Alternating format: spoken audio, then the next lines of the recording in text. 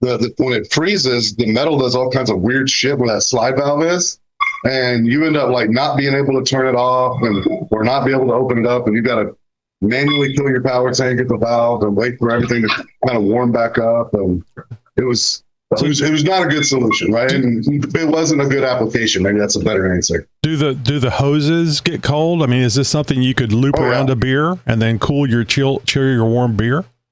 Hey, this episode of the Jeep Talk Show is brought to you by Windshield Defense. You know, adventure doesn't wait for a cracked windshield. Windshield Defense by Racing Optics is like a screen protector for your phone. Triple layer, race tested, and installs in just 20 minutes. Save 20% with code JTS20 at windshieldefense.com. The clear choice. All right, let's get started. This is the Jeep Talk Show Roundtable episode. We do this every Tuesday. I am Tony, and this, as I said, is the Jeep Talk Show Roundtable. Hello, Zoom people. Hello. Don't leave me hanging on that. I mean, Tony. all it'll be is the cricket from Greg's shop, and I don't. Nobody needs that. All right, so you can be part of our weekly Zoom meeting. Just go to jeeptalkshow.com/contact to find out how to join. There's a lot of stuff there: Discord, email, voicemail, all kinds of crap. And before we get started, I want to share the news that we have a brand new Patreon subscriber.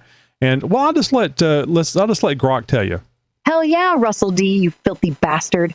Welcome to the goddamn Jeep Talk Show Patreon, where we're slinging mud, metal, and pure fucking Jeep madness. You just hopped aboard the wildest off-road crew this side of the Rubicon, and we're stoked to have your ass in the passenger seat.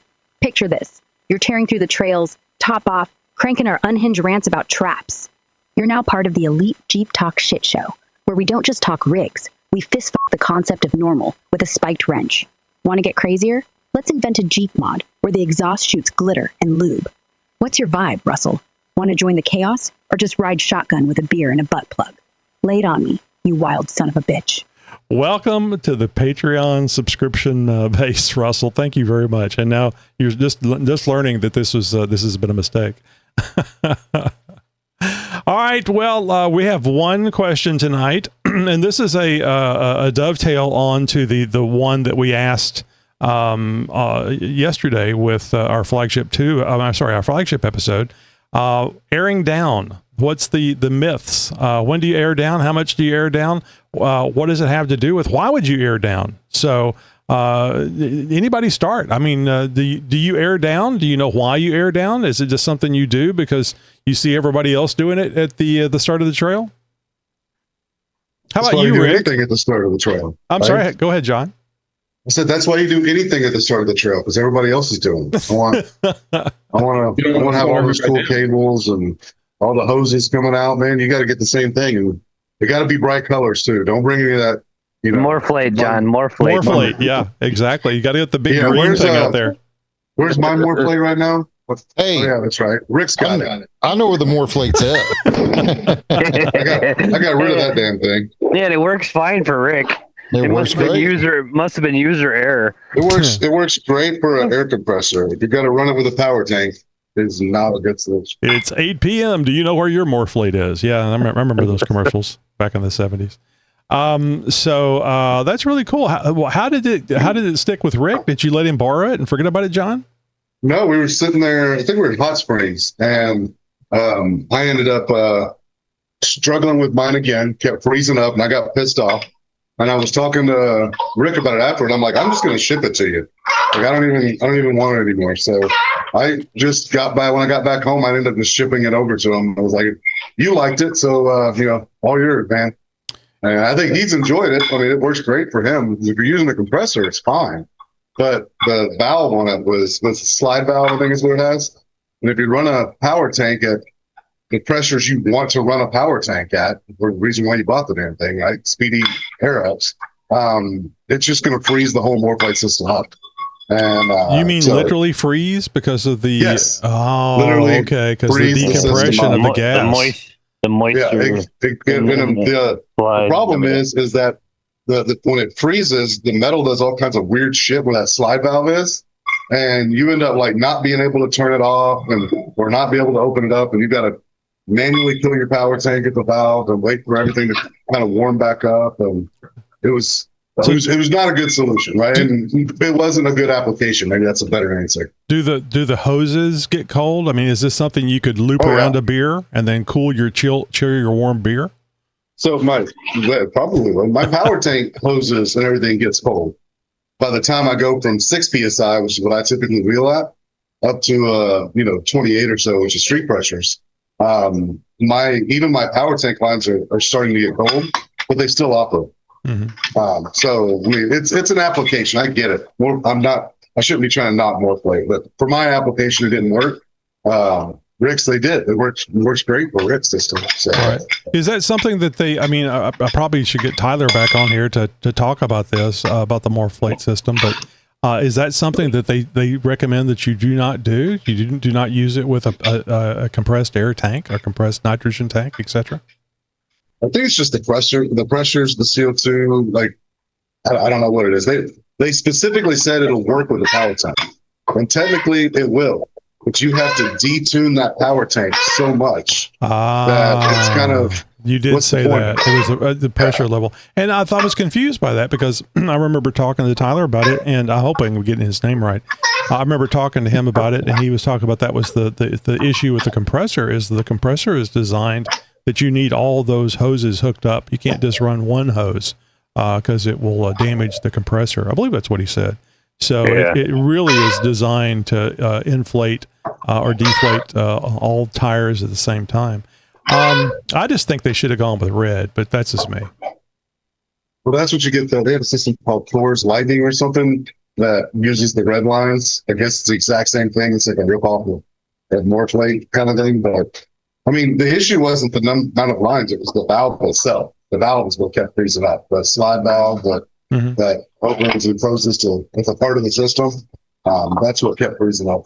So the other side of that was every time you want to use it, you got to unfurl 4 cables. That's the thing that gets me. I understand there's a lot of time involved in going to each tire, but I'm thinking you got a project. Project 1 is setting it up, and project 2 is wrapping everything back up and putting it away. I mean, if somebody timed it, it probably is about the same or faster, but it just seems like a lot of effort. For me and my wife, it actually is pretty handy, but we usually just use, we each have our own set, but we usually just use one, and we'll just, lay it out on one vehicle and air up that vehicle, and then when we air up the other one, we just kind of flop all the hoses from one to the other, so we park nose to nose. But then we also got a pretty good system between the two of us, and it doesn't take us but a couple of seconds to wrap everything up. I figured when you said you and your wife, I went, oh, that's perfect. You undo it, hook it up, and use it, and then just switch it over to the other Jeep. Yeah, but no, you got two. You got. Oh, okay. I was going to say if you got two systems, we have two, but we generally only use one. Because I can see that saving time where it's already out and you fill up the air on another Jeep. We've done the same thing for helping somebody else that doesn't have something. I'll just tell them to park nose to nose with one of our Jeeps, and then we just do both at the same time. And it sounds like a cool system, and I just remember that the compressor showed up at what was it, Napa? It's the same compressor because the same China company that makes it for Morphlate. I don't know if it's the 10.6 Pro though. The 10.6 Pro is the one that's got the built-in, so it'll air it up to a set point. Okay, it's been a couple of years since I talked to Tyler. Yeah, we need to reach out to Morphlate, and I need to ask him some questions especially after learning more about the system. So if you get him on for another interview, Tony. Yes, please. All right, I talked to him. I'll let him know. Excellent, thank you. Tell him to listen to the damn show so he'll know when we need him on the show, or just come to the round table. I bet he's coming to a round table, a question and answer on the round table. We'd do that. He's a pretty good guy. Oh yeah, he's a great guy. Is Bob? Are you currently about 6 feet underwater or something right now? Yeah, he's burying a body. He's burying a body. Or digging the hole. Yep. So if you do a little pre-planning, if you set it up right, you can actually get to where you can deploy it and wind it back up pretty quick. What I do with mine is I've got I've got the coil set so that I've got black tape wrapped around incrementally all the way down the line. So I know exactly where the grab the line is. I'm coiling it up, and I can coil it up pretty quick because I just That's grab not a bad idea. Yeah. And it coils up real quick. Bada boom, bada bing, I'm done. And that's what I actually use is I use the Napa pump with the with the Morphlate hose system. Oh, and okay. Do they sell it separately? Yeah, you can buy the whole system separately. You can buy you can buy the either one, and it works pretty quick. I mean, in 10 minutes, I can go from and I air down to 12. I know that was the original question. I air down to 12. I'm on 15s, 35-inch Nexon, Rhodian MTX, blah blah blah. And but I air down to 12, and even if I'm doing lighter, something that maybe not everybody wants to air down to. Of course, the reason you air down is for traction, and well, the other reason is for comfort. I've got 3 smashed vertebrae in my back. In order for me to ride on even a washboard gravel road, I want that as much cushion as I can get in there. And it makes all the difference in the world as far as your ride and everything else. And obviously your traction and grip and rolling over rocks and all that good stuff. But but I can go down from 12 PSI and to if I'm driving it on the interstate, in which, I drive mine from Arkansas all the way out to Moab and blah, blah, blah, everywhere else. Yeah, you work on it to the last minute, then you drive it 1,000 miles. Yeah, I love it. Yeah. So most of the time I get it done in time. Sometimes I don't get it done in time. Just take the tools with you. Yeah, just take the tools with me. But if I'm going to ride on the interstate, I do air all the way up to 35. If it's going to be just like in town, if I'm just local wheeling and airing up, I only air it up to about 26, 27 just for in town and whatnot. But on the interstate, I just found that TJ just rides a lot better on the interstate at 35. It just does better. Mm-hmm. And it's riding better now. I mean, not part of what we're talking about, but it's riding better now because you're actually running the JK arms. JK and Gladiator arms, control arms, aren't you? Yep, JT and two, the rear lower is actually out of a JK. Yeah. So they're longer and it gives you more float. So I imagine that helps along with, and of course the airing of the tires. I'm sure it's a much different feeling Jeep now. Right. Rides like a 2-door Gladiator. I've never heard anybody do that for a hack there, Rick. And I actually like the idea of doing that with the black tape. That sounds like it would make it really convenient. Yeah. Just, because it cools it cools up to a certain size to fit in that case. Well, yeah, and you're always. I mean, either my wife or me has always got the loops either too big or too small, or one of each. Right. So I like that. I like that. I never heard of that. The thing is whenever you're putting stuff away, it's a pain in the ass. It's just like most things. It's easy enough to get out, but it's really hard to get back in. And if you guys don't know what we're talking about, it's an airing system called Morphlate, MORRFLATE, Morphlate.com. And there's several people here on the team members and listeners that have purchased this system. And we spoke with Tyler about this, about his podcast. What is the name of their podcast? I bet you Bob knows. I can't remember. Snail Trail. Snail Trail. Yes, Snail Trail. And they're basically Toyota. They talk about Toyotas over there, and it's a good podcast. So I've heard. So, Bob, do you listen to Snail Trail religiously Sundays and Wednesdays? Yeah, I listen to all their episodes. So, yeah. I also own a Toyota, so that helps. So a good way of getting banned, man. Did anybody hear from Steve-O? I think it's strange that he's not here. I was talking to him earlier today, so I don't know where he is. Yeah, he usually lets me know if he's not going to be able to make it. I usually make him the moderator, so when the gay porn happens, he can start recording it for later use. For personal use. For personal use. Yeah, I've not heard from him today. He sent me a message on a private message on Discord earlier. Actually, he was posting some stuff up in the team JTS team group on Discord. So that's why I'm surprised he's not around. Anyway, I'd like to take a quick break if Greg can talk while he's working. I can talk. And he doesn't mind telling us to give us an update on the JK door pockets. No, I don't mind. Hold on.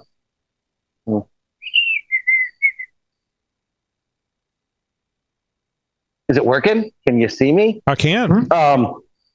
So the JK door pockets, the tool, hold on, I'm trying to find it. I've got a pre-production set here, but the tool is coming back from the grainer tomorrow. And our goal, so this is what they look like, still on the, right, so this comes right out of the cavity. So this is where the plastic gets injected into the injection mold, and then it distributes it. But so these are front doors, and these are rear doors. Now these ones are pre-grained, so they're like really, really smooth. So the grain that we chose is the identical grain that's on your JK door, so your factory door. So it's the same polypropylene. It'll be the exact same color and the exact same grain. So when you put it on, it'll literally blend with your door flawlessly. And that's the front, and this is the rear. Cool. So they are, the tool is supposed to come back tomorrow from the grain house. And the way that they grain it is, it's, I don't know, mildly interesting, at least it was to me. So the tool was cut and polished and all done, and we did the first shots. And then it goes to the grain house, and what they do is they mask off certain areas, and they mask off like anything that's got more than a 6-degree draft. Then they basically like shrink wrap it with plastic, and they inject acid between the shrink wrap and the tool, and the acid eats away at the tool. And depending on the veracity of the acid and the length that it's in the tool, gives you that grain. So it's not like lasered in or milled in. It's actually, they use acid to etch it to get that grain. And it's supposed to come back from grain tomorrow. Before the end of the week, we're hoping that either Thursday or Friday, they're going to start doing production runs.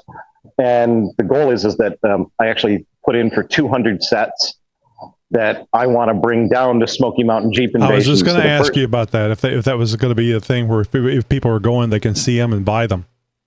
Yeah, they'll be able to buy them at Smoky Mountain Jeep Invasion. They'll also be able to buy them on our website, but I'll actually have them at Smoky Mountain Jeep Invasion before we even launch them on the website. Well, I mean, it's really cool when you can actually see them, because it's so nice to be able to actually look and touch and smell and get inappropriate with these things before you buy them. So I think that the Great Smoky Mountain Jeep Invasion is great. Yeah, and part of these, we made them, it's a bigger pocket than what you find on the JL. Like the JL, most of it is very, very tight to the seat. Right. And then it has the cup holder built in. These, they extend out from the door a little bit more, so they're a it looks like there's a lot of storage on there. Yeah. Yeah, there's a little bit more storage, and then instead of incorporating the cup holder into it, we did the MOLLE, both front and rear, because people with a JL know that they have MOLLE on the rear but not on the front. Mm-hmm. So on these, there's MOLLE on the front and the rear, and so if you choose to want a cup holder, then you can get the unofficial use only garbage can. Yeah. Yeah. The twisted MOLLE lock cup holder, which, these are machine washable and they're flexible, but this just attaches, clicks in, and you have a cup holder, and you can put them front and rear. And the nice part, the reason we made them machine washable and put the little holes in the bottom is, kids, if kids, right? Or even adults, because I know when I'm off-roading, if I were to have a can of Mountain Dew in here, it's going to spill. Oh, so it's going to get sticky. It'd be really nice. it'd be real nice to just throw it in the wash. Absolutely. Well, that's and really a lot of people cool. don't know that this fits everything from your regular 12-ounce can all the way to your wife's Yeti, because it's flexible. Yep. And it's grippy too. So that's the other thing. It should hold in there. So that's great. We haven't talked about the door pockets in a while. So basically, unofficialuseonly.com. You can go over there right now for your JL and JT door pockets. And you can get some fancy apparel like the Jeep family tee, which has all of the different Jeep grills on it. And it's live art, but these are all the different Jeep grills all the way down it. We've got that. We've got some other stuff, but we've been selling the grill, the actual YJL grill. We've shipped, I think, 35 of them now, and I think we have 3 or 4 more to ship before we're finally out of pre-orders. And this week, in the last 6 days, we've sold 3 of the front bumpers. Mm-hmm. Well, I see Derek's on here, and I've been seeing pictures on Instagram of them showing Derek's wife's Jeep is gorgeous, and the new paint job is killer. I was wondering what that was. She was talking about the big smile that she had, and it looked like a brand new Jeep. I was wondering if it got painted. I wonder where Derek took it to get painted. It's a nice job. It's a beautiful color. Is that like a root beer? What the hell? I've been out here till damn 1 o'clock every morning trying to paint that freaking Jeep. Is she happy? She looks happy. Yeah, she's real. Yeah. Well, that's why we ordered the black years ago, so we could, so that way when I painted, I wouldn't have to do all underneath the hood and all that because it's black. So it doesn't. Now, is that a root beer color or what is that? Yeah, that's the sable brown metallic off the CJ. Yeah, that's a gorgeous color. Okay. Now with staying up till 1 a.m. and painting that in the last few days, just make sure you remind her, and this is an inside joke, so I'm not going to say everything to everybody, but give her a tap on the shoulder and remind her about that song she posted, because it's due. That's right. Oh, shit. I've been too tired to even worry about, man, it's crazy. I'm out here now trying to get the TJ ready, and Derek, do you remember the Instagram handle where people could go and look and see that JL with the YJL grill and the new paint job? I don't have it in front of me. Was it Wrangler or something? Oh, at Wrangled Soul. Wrangled Coal. Okay. Wrangled Soul. SOLE. All right. Yep. So just look for a very nice looking Jeep. And I now know, I think I know why people were talking about on Discord today when they were saying snozberry, because it kind of has a snozberry color to it. Anyway, that's what's going on there. Anyway, we'll get back to the airing down. We go off on these little tangents from time to time. I wanted to bring you guys up to date because I know lots of people have been really interested in getting the JK door pockets. If you don't know anything about the door pockets, it basically replaces the net that's on your door. The nets are horrible, absolutely horrible, and they look cheap. And turns out they are. And Greg has developed these door pockets that look factory. They look like the ones that Jeep should have put on them to begin with, damn it. And they're really nice. So here soon, as you heard, they'll be available JT, JL, and JK. All right, back Tony, to... hold on, time out real quick, because I see a lot of social media posts and people complaining or doubting, like Greg's pockets. The reality of it is... I'm surprised. And hold me wrong, they're worried about the installation process. And the installation process is simple and easy, and it's a factory part that you're able to do yourself. I mean, it's not math and science and difficult to do. It is a simple process to have a factory looking better than product in the Jeep. And the other cheap knockoff that I've seen left and right, keep the net still there. It's like, hey, I got they screw this MOLLE panel on top of it, and to screw the screws through the plastic that's there. It is so cheap, and it's so horrific. On a $50,000 Jeep, you're putting this bullshit on your doors. Right. Greg's products are a factory option that you're able to successfully put I was going to mention that because it's available through JPP. Greg, can people order that on their Jeeps? Can they get it installed if they're if they're getting a brand new Jeep? Can they just say, you guys take that shit off, that factory shit off, and put on the door pockets, the unofficial use only door pocket? If if they can go to any dealership in the country, any dealership in the world, and they can specifically request, it's a Jeep performance part, and it's unofficial use only door pockets. So any dealership in the country, they can walk right up to the parts counter and they can request them, and they can purchase them at their dealership if they don't want to go on our website and buy them. And it's the same price. It's the same MSRP through the dealership as it is through me. So, they're more than welcome to do it, and the dealer can install them. So if you're getting ready to go buy a brand new Jeep, tell your salesman, look, I want the Jeep performance parts, unofficial use only door pockets installed on my Jeep before it even leaves the dealership, and they can do it.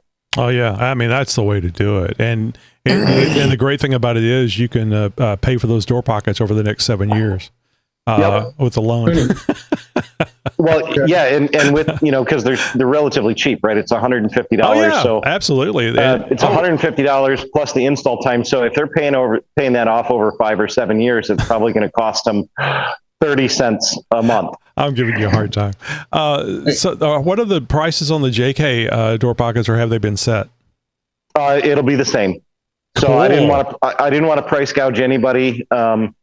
It's a little more expensive than some of the Amazon stuff you buy, but it's a much higher quality product, and it's 100% made here in the USA. It's so nice. I recommend it 100%.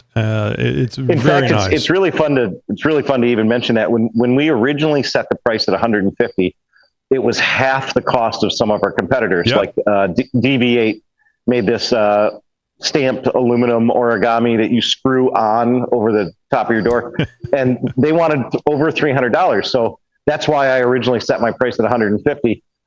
And I actually feel really good about it because they've dropped their price to stay competitive. Mm-hmm. So they've dropped their price from $300 and above $300 to the same price as mine or a little bit cheaper, even though the manufacturing process that they go through is pennies on the dollar compared to what we did. Oh, yeah, absolutely. I mean, and that's the reason why nobody else is doing this, is because there's $100,000, $150,000 upfront cost before you can even start making these things. I've learned a lot with you going through this, Greg.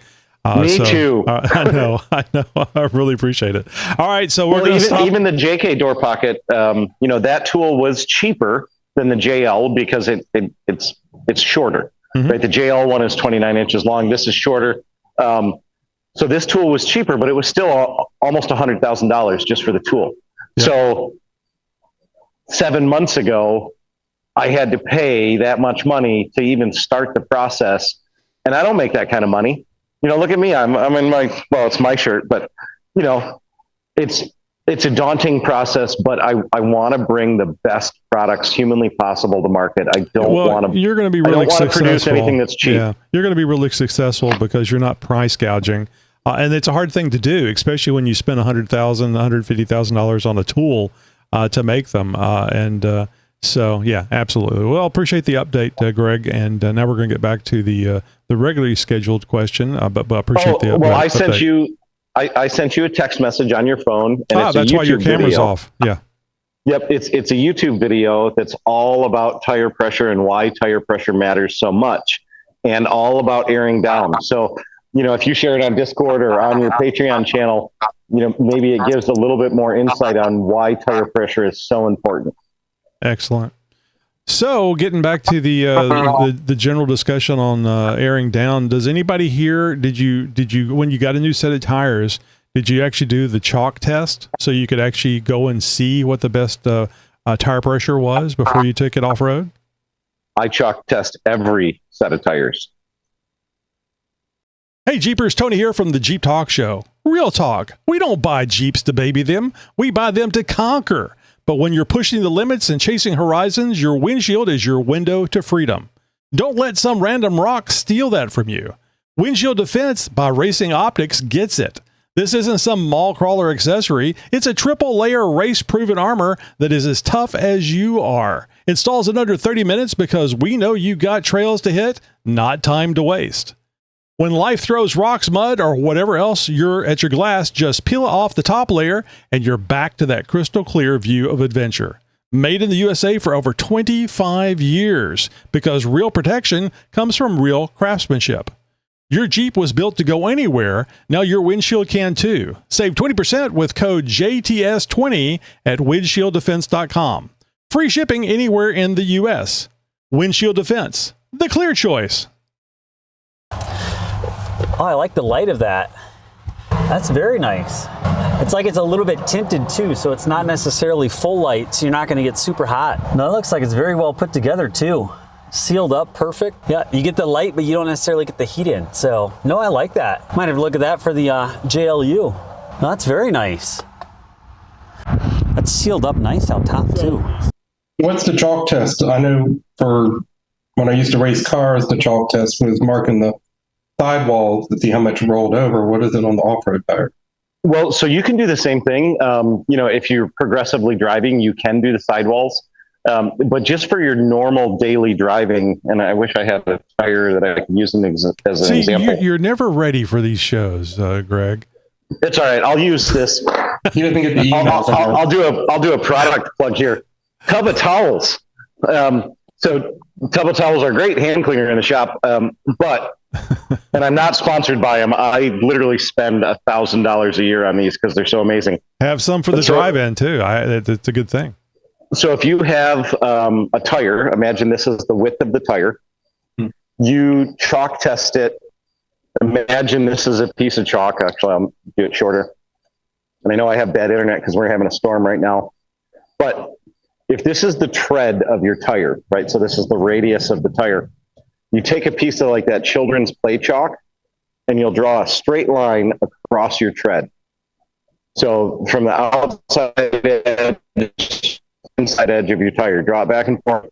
And then on a flat level parking lot, you're going to drive, put it in gear, let it get up to 3 or 4 miles an hour, put it in neutral and let it roll to a stop. Don't even ever touch your brakes. And then check the wear pattern. So if it's worn off just in the middle, you have too much tire pressure. When you get to the point where it is evenly wearing from edge to edge of the tire, that is the appropriate tire pressure for that tire. And it's going to be different front to back, and sometimes it's even different side to side. Like the video that I referenced, it's on my YouTube channel. It's called Tire Pressure Matters.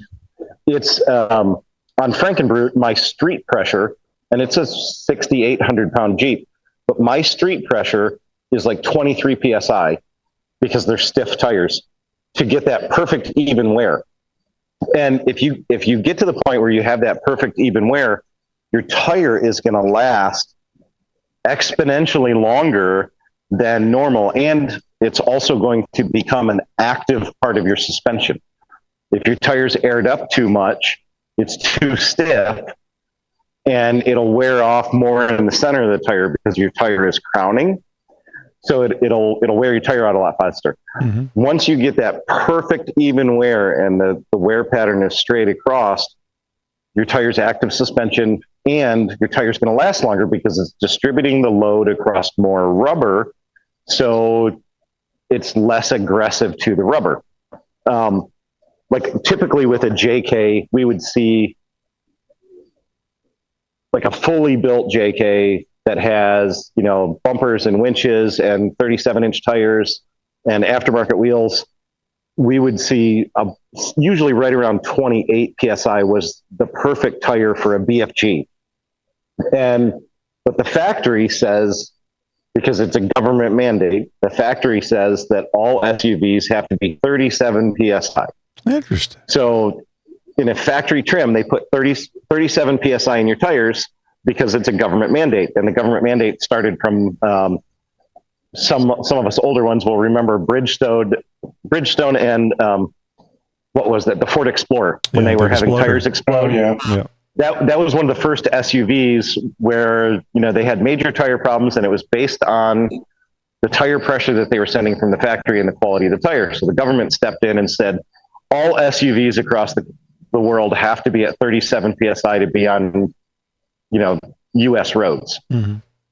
But the weight of the vehicle doesn't dictate the type of tire they put on them. Mm-hmm. So the weight of the vehicle versus the LT tires that they're putting on them, which are light truck tires, your tire pressure really is a big thing. At 37 PSI, you're going to have more tire wear. You're going to have more bump steer. because the tire is harder. So when you hit potholes and other things, you know, you're going to get more of that twitch, which is your bump steer. If you actually chalk test your tire and you set them to where they need to be for your tire on your vehicle, they're going to last way longer, like usually 60 to 70% longer. And it's going to ride better. Mm-hmm. So chalk testing is a big thing, and I advocate it a lot. And I apologize that I just went on an 8-minute tangent about it, but it's something that's really important to me, you know, because I'm a cheap bastard and I want my tires to last as long as humanly possible. I think we're all cheap when it comes to tires, because tires are really expensive. Glenn, do you think you might chalk test your tires now? I'm probably going to try it. I mean, like I said, when we used to autocross, it was you mark the sidewalls with shoe polish. And when you autocross, you would go around and see how much it wears down to see if you're using the full sidewall as much as you can. So I never heard about the chalk test across. So I'm going to try that out and see what happens. Yeah, and I do it on it. I mean, I honestly do it on everything. Once I learned about it, you know, which was probably 2004-ish, every vehicle I've had, I've chalk tested the tires, and I'll do it usually about once every 6 months, because as the tire wears, the stiffness of the tire changes. You know, even my wife's Dodge Charger, I chalk test the tires to make sure that they have the right tire pressure so they last longer. The first car I ever did it with was a TJ. So it was my 1998 TJ on 33-inch BFG all-terrains. And my first set of all-terrains lasted me about 48,000 miles. My second set, once I learned how to chalk test, lasted me over 100,000 miles. Wow. So I doubled the life of them by becoming religious. I would chalk test them, and then about once a month, I would actually check my tire pressure. And that was before we had monitors on our dashboard, which tell us what our tire pressure is. So with the new cars, the JK and the JL, it's so convenient. Once you chalk test it and you know your tire pressure, you can set it in the computer, and you never have to take a tire gauge and check it. You can just touch the button and your dashboard will tell you that you're in the right range. Right. And it's amazing what only a few PSI will do. Well, so see, I'm curious about the chalk test. So what happens if you run into, you know, say one tire says 24 PSI is going to be the perfect, but then you go and you do the chalk test on the other side and it says it's 22.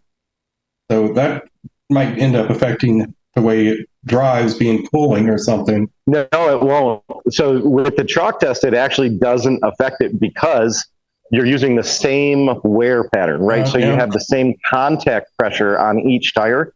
And with the JK, I saw that a lot. And even the JL, if you do your chalk test with an empty gas tank, you might have less tire pressure on one side because the gas tank's on one side. So I usually do it at about 3/4 of a tank on a JL or a JK, where on a TJ, you know, a full tank or 3/4 of a tank because the tank's in the back. So it all depends. But, you know, a JK or a JL, you have the gas is on the passenger side of the vehicle, the battery's on the passenger side of the vehicle. So there's a lot of heavy components. The difference is the driver. The reason that they put all the heavy components balancing it out. That makes sense. Passenger side is because typically there's one person in the car in today's world. So the driver balances it out. Yeah, well, the really fat Jeepers might, you know, the bias might be on the other side. Honey, can you come out and sit in the Jeep? I'm doing a chalk test. but passenger, especially for somebody like you, because you did autocross and you drove progressively, you probably, and I hate to say this about, you know, generalizing anybody, but you probably feel your car more than most people do. Right. You can feel subtle changes and subtle road changes and everything else. So when you do it, when you actually do that chalk test and you change your tire pressure, you're going to notice a huge improvement in ride quality and handling. Yeah, I'm very interested to do it now.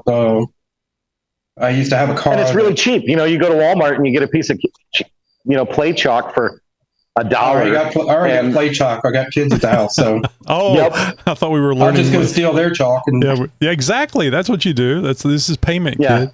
So and the best is go find a big parking lot, like a big giant flat parking lot that doesn't have a lot of ups and downs or bumps.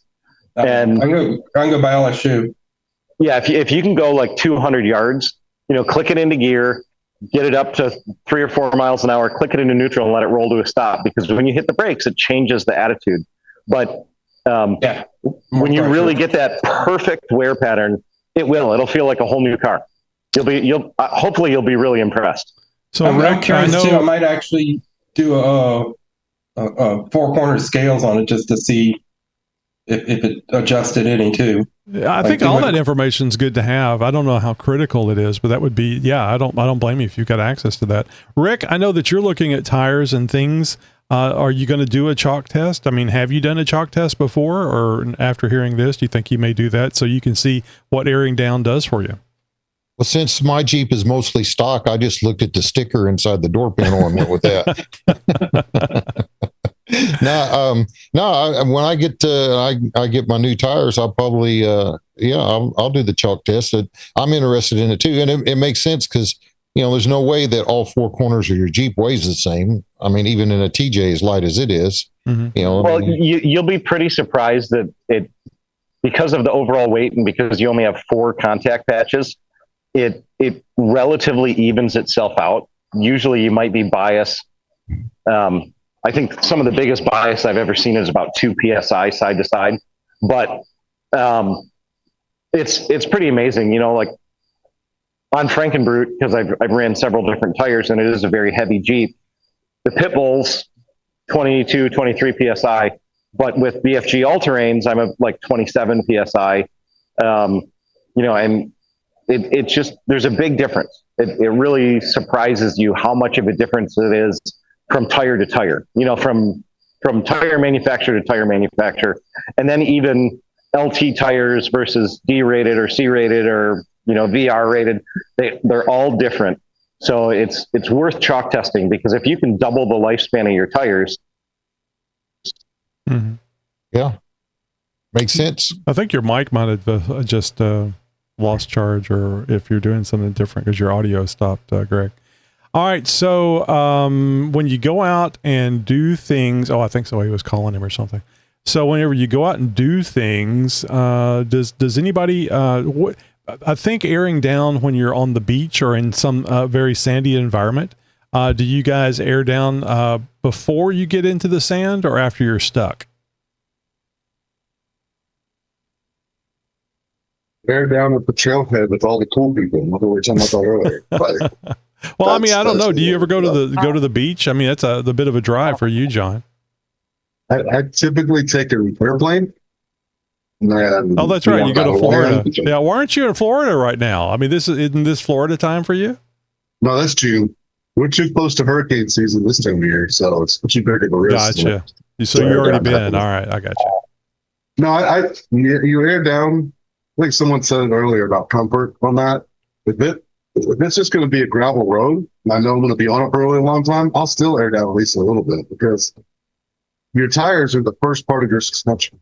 But that's really the first thing that's going to help, dampen the jolt and the balance and everything else. So it's another reason why we like so much sidewall on our tires, right? So you get that extra padding or whatever. But if I'm hitting the dirt road and I'm going to be on it for a long time, I may not go down to 6 PSI like I do it on the trail, but I'm definitely going to come off of the pressures a little bit. So that's part of the beauty of having an onboard air system, is you have that luxury of, adjusting it. So couple that with adjustable shocks, and we've got a lot of opportunities there to be comfortable. There's all kinds of adjustments. Yeah, there's all kinds of adjustments you get going on your Jeep. Absolutely. Those fat boys like to be comfortable. I mean, we don't hike. That's why we have Jeeps. Mm-hmm. So, you want to be comfortable when we're out there on the trail. And that air pressure is like number one. So I actually switched to bead lofts just so I could go down in the single digits without a lot of worry. I know you don't have to. I mean, there's tires out there that allow you to get pretty low pressures even without bead locks, but I knew I wanted to get down in that 6-7 range, and just made a lot of sense. So why mess with it? Why worry about breaking a bead if you can just put bead locks on there? I think that's a good idea. Have you done a chalk test on yours, John? I don't think you mentioned that. I did something similar. Instead of using chalk, I just used a water hose and dry concrete. He said I don't have to as much to clean up. But it's the same exact principle. You're just looking at the tread pattern on the ground as you pull forward and everything else. So did you have to make an adjustment during the test, or was it right? You could see that it was right where it was. So one of the things you don't realize, or at least I didn't realize, is that when you're going to the bigger size tires, like I'm running 38s, you don't need that 32, 33 PSI. Like you don't have to go up that high to be right. So I actually had too much in mine. I was kind of counting with the minnows. So I found that the 28 was about right. So I have read so that you don't just do it once and done. As your kind of tires are wearing in, as you're kind of messing with your Jeep, adding stuff, taking it off, if you're loading up to go out on a big trip, you're adding a bunch of gear and supplies, and you might want to chalk it before you head out. Even though you may have chalked it before going to a local park and you didn't have all that gear in there, that weight's going to make a difference. So right. Well, that's what Greg was just talking about. That even after over a period of time, the tire wears and things change. So it's not a one and done type thing. That's a good point. It's not like balancing. It's like you balance your tires. You don't just balance them once. You have to do it later down the road too and check them. So, the water test, like I said, it's the same thing. It's just less messy, easier to roll. You just need some dry concrete with water hose. Yeah. So, I mean, do you have to let the tire dry off? I mean, you let air out, and now you need to check it again. I guess it really just requires a lot of dry concrete, so you can see what's going on. Yeah. Where I'm at, it's easy. It's Texas. I mean, it's dry within, a minute or two, right? So, I mean, it's not. Yeah, very true. They really never had an issue with evaporating water, sticking around very long. Yeah. Travis, I don't think you mentioned, do you air down, and then is it different with a diesel vehicle? Because I think the diesel is a lot heavier up front than it is in the rear. I do always air down, and I'm usually anywhere from 10 to 12 on my Nexons, which have done well. But I will say, when I air up, I've typically aired up to around 35. And as we speak now, I'm taking them all down to 29, just because I've not chalk tested, done anything along that line. But the reality of it is, I agree with everyone knowing that, and I've just been hard-headed, or yet it said 37, and that's what I needed to do. I never took it at 37, but yeah, you always air down. Off-road sand, it doesn't matter what it's for. While you're there, you're going to be better off. But I 100%. Tony, have you air chalked yours and got your lines? Because I think we're running the same tires. I have not. Your 35s. Yeah, no, I've never chalk tested. I just put what I think should be in there and run it. And what is that? I do 35 on the Nexon not Ultra Range, the Nexon Rodeon MTXs. The 35 12.5 by 17. And then when I take it off road, I have the automatic deflators from I want to say Phoenix, but that's not right. But anyway, I've got the automatic tire deflators, and they're set for 14 psi. And I go a little lower. I've had it, set pretty much the same as you, but I think I'm taking it lower now. We'll see how it runs at work tomorrow. As I was talking about air earlier and installing my by air system with good insight from Greg. Mm-hmm. Coyote, I think, is what you got. Coyote, thank you, Coyote. Exactly, that's it's really good, really cool. He wants to know what psi you want, and he sets them for you. They can be changed, obviously, but he sets them. And I don't know if everybody notices or not. Earlier, and I think Travis did this on purpose because he knew I was going to give him a hard time. He's got that TV in his garage set up, and he had something on there that wasn't the Jeep Talk Show, and I was like, "What the hell, man?" You're not live currently, though. That's an old episode. That was placed today. But now he's got it up there, so he's thinking ahead. I'm in Travis's head. Thank you, Travis. I really appreciate you putting that up. I honestly wanted it live tonight, so while I'm walking around the shop, or like Greg's walking around the shop, you can look up and see what's going on, because I don't look at my phone, but you're currently not live. No. Well, we can't do that because the YouTube doesn't like the gay porn coming out on the live video. So even on XJ, because I thought we changed channels from XJ or from Jeep Talk Show to XJ Talk, which is I'm on now. Right, but I mean, if they you don't want to risk it. Yeah, if they do it while we're live on XJ Talk LLC, then that channel would be taken down as well. So what I'm saying, Travis, is stop putting gay porn up when you're live on the show. Yeah. What you do in the in your own garage is your business. But yeah, I mean, I've thought about it. I did like the live aspect of it. I know several of you guys like having the ability to monitor the show while you're actually in the Zoom meeting. And I thought about one thing that we could do would be to close anybody joining after the show starts. Front door motion. And then we wouldn't have to have that issue. Close it 10 minutes in,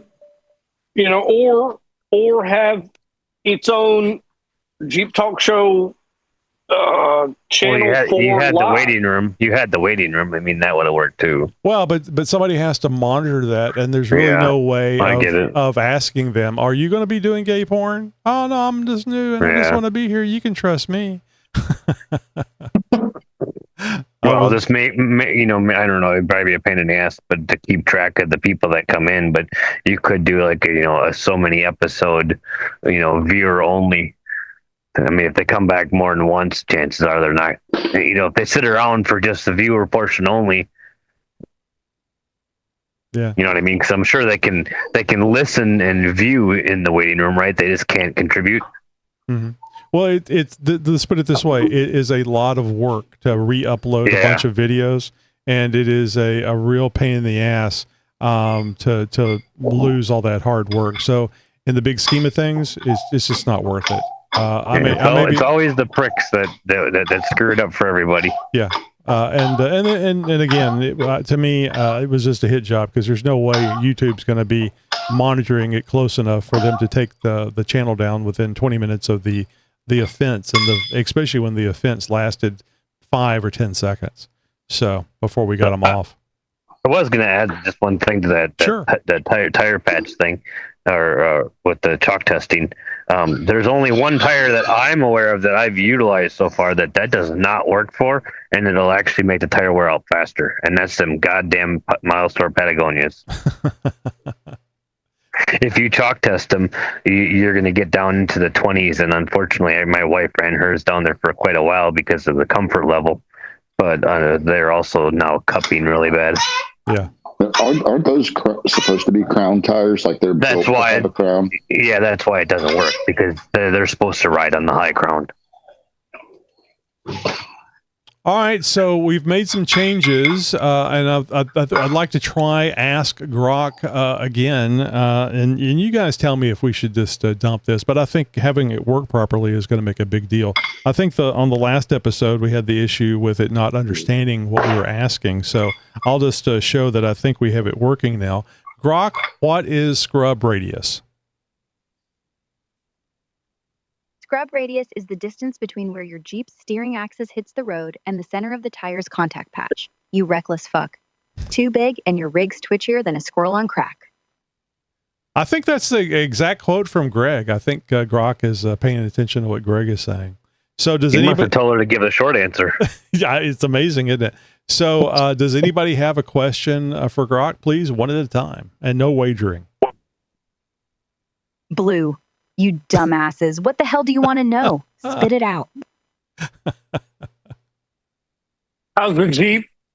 How's the Great Smoky Mountain Jeep Invasion looking this year?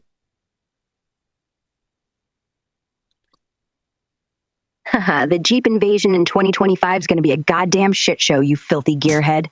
Picture thousands of Jeep freaks circle jerking over lifted Wranglers and shiny mods at events like the Great Smoky Mountain Jeep Invasion, August 21st to 23rd, where 50,000 nut jobs swarm Pigeon Forge for vendors, trails, and a show and shine that's basically a beauty pageant for mud-caked rigs. It's like Chuck never left. Went downhill. Oh, you mean Chuck's still hanging around like a bad rash at a nude beach? The Jeep invasion in 2025 still got its foot on the gas. No downhill slide here. Just pure muddy chaos at LeConte Center. All right, August that's 21st. good, Grok. Does anybody else want to hazard a question for Grok? Hazard? You mean like life or death Jeep shit? Or just fucking around? Hang on there, Grok. We're waiting for somebody to ask a question. Fine. I'll twiddle my virtual dick while we wait. Who's got... Anyone? Nobody else wants to give it a try? All right, I'll go, because I actually asked... collar for a Jeep. Jesus Christ, what a bunch of limp dick cowards. Fine. I'll start the fucking party. Ask me about the nastiest Jeep trail you'll wreck your rig on, or I'll shove a winch up your ass and call fucking party. All right, that's good. Okay, go ahead with your question there, Dan. All right, because I actually asked a competing tool the same question. What is the preference between Dynatrac ball joints and American Iron ball joint deletes? Dynatrac ball joints are rebuildable, greasable, and sealed, making them better for longevity and wet environments. But they're pricier, and some users report wear issues after 40,000 miles. American Iron deletes use spherical bearings for strength, great for off-road brawls, but might squeak on pavement and need rebuilding every 2 years or 30,000 miles. That's not too bad. I mean, if you have to, 30,000 miles. I had that problem with the Synergies. I got like 40,000 out of them, and they were shot. So could have been me, but I don't think so. According to my mechanic, I got a squeak coming out of my Terraflexes, and they're only a couple, 2.5 years old. Mm-hmm. So it seems premature, but now I start looking again. All right. Which Terraflex ones do you have?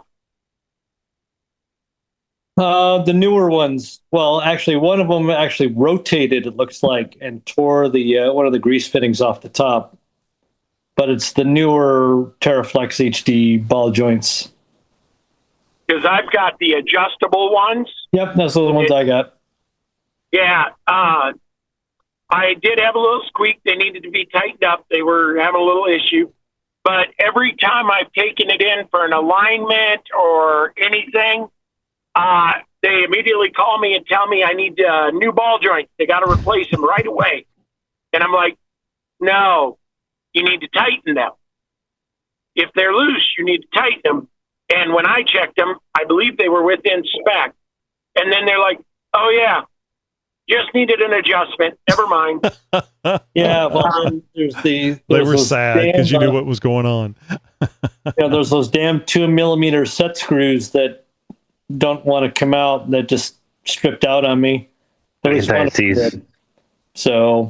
that ain't going to happen. All right, everyone, that's a wrap for this week's Jeep Talk Show Roundtable. A big thank you to all of our Zoom participants. You guys make this so much fun and informative every week. Remember, you can join us again next Tuesday at 7:30 p.m. Please bring your own tools so you can drop them while we're doing the show. But you can join us at 7:30 p.m. Central Time for more Jeep Talk, random questions, and always a few rabbit trails. Don't forget to visit xjtalk.com/contact to find out how you can be part of the conversation. And I think we'll do Ask Grok again next week. So if you've got a question for Grok, and I'll tell you, I thought about this earlier. We have a voicemail line. If you would like to call into our voicemail line and ask Grok a question, I can play it to Grok and play it here on the show for you to listen to. So some people can't make it to the roundtable. I've heard from several people that their hours, their job, whatever, their sleep pattern doesn't allow them to join the roundtable. So this would be a way for you guys to be involved. And it doesn't just have to be Ask Grok. You can call in and make a comment or ask a question of the group, and we'll play it here on the show. All right, guys. So become a Patreon subscriber and let Grok chew your ass up. We'll see if that's a good thing or not. But I think it's funny, and it kind of reminds me of the restaurant that you go to where the waitresses and stuff are rude to you. So it's like the rat bastard thing all over again. All right, guys, thanks a lot. Have a great night, and we are going to return the roundtable to normal use for you guys to talk about whatever the hell you want to talk about. Broadcasting since 2010. You're my friend. You're my new friend.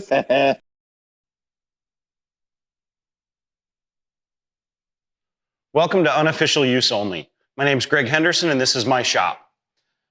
So one thing that we really wanted to cover, because we get questioned about it all the time, is tire pressure. And tire pressure plays a big role in not only how you contact the earth or contact the pavement, but how it rides and handles, because it's actually an active part of the suspension, or it should be. We hear all the time, what's the best tire pressure off-road? And then you see all these things on the internet, and everybody has a different answer. Do you have beadlocks? Do you not have beadlocks? So we wanted to break it down a little bit and really show a little bit of the science behind tire pressure and the contact patch to the earth, which is where your tire hits the earth. So the way that we conducted this test today, took the vehicle and we jacked the axle up. So I lifted the tire off the ground, and with a dirty tire, I set it down on a piece of paper. On full weight of the vehicle, jack off. I even kind of shook the vehicle to make sure that it got a little stable footprint, and then we jack it straight back up. So the tire literally just went down and up. Jack off on each piece of paper at each individual PSI. We also took the vehicle outside at each individual PSI, parked on a rock, and we went through all those PSIs. That way you could see what this tire does on a rock and how much force it started to grab with. At 37 PSI, we literally only had a little tiny piece of the tire touching the very top of the rock. And then as it went down from 37 to 27, there was almost no difference. It was very mild. Once we got to 17, it started to take a little bit more shape. But definitely, even when we hit, I think it was 11 PSI, you could see the difference from 17 to 11, how that tire wrapped around that rock. So at the lower PSI, it was really, really knuckled into it. Once we got down to 5, I mean, it was squeezing it, like it didn't want it to get hurt. I typically run with these tires about 25 PSI for the street.